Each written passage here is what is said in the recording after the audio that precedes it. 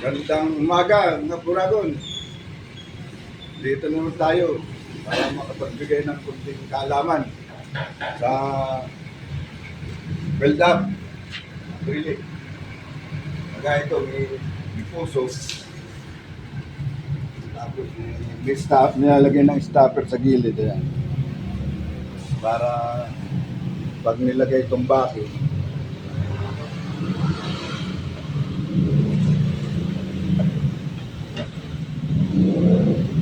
itong pinaka-cover sa likod.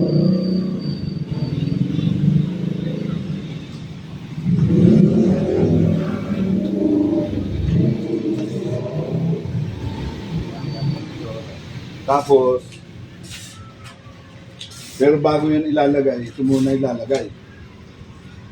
Yung pangalawang layer ng centra board. Tapos may bakal para dito kakapit yung mga ilaw. Yan. Yan yung sistema. Ito, yung tube. Kasi para mas ma-spread yung liwanag. Kasi kung gagamitan ng itong modular, ito yung modular kasi pwede sa paikot, harap sa letter U. Letter U.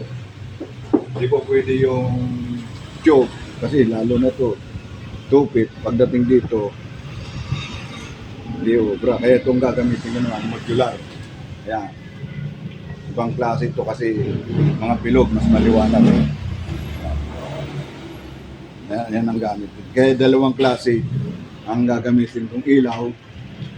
Yung LED na tube at yung modular.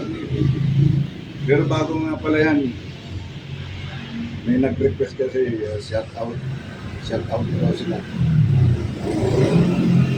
Ito si yung kasama na sa prayer community ng lingkod ng Pine Smart Community. Umuwi sa Valenzuela, pero pag linggo pumupunta rito sa Malolos. Ito si Kyle Bermodo. Tapos kasama niya sa itong taga Malolos si Sister Charisma Pagaw Dionisio. Nag-request sila magpa-shout out.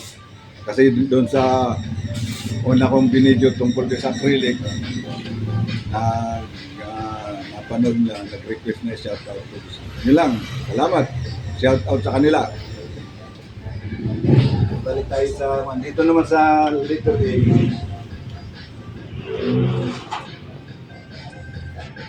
Ito yung gagamitin naman na modular. Yan, i-spread lang dyan. Pwedeng pa-diretso, pwedeng nakaslant. Huwag lang tatama sa bakal. Dito kasi yung pinaka-skeleton niya. Tapos lahat ng connection, puro sa baba para yung paglagay. Dalawang layer nga pala yan.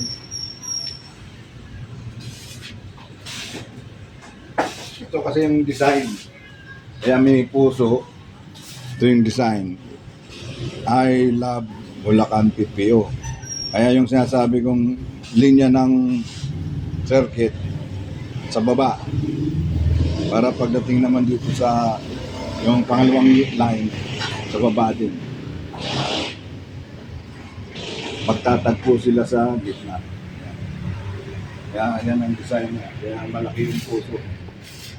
At mamaya i-layout namin doon sa site at spread namin. Tapos mag-welding kami nung itong 10 mm na deform, na bakal.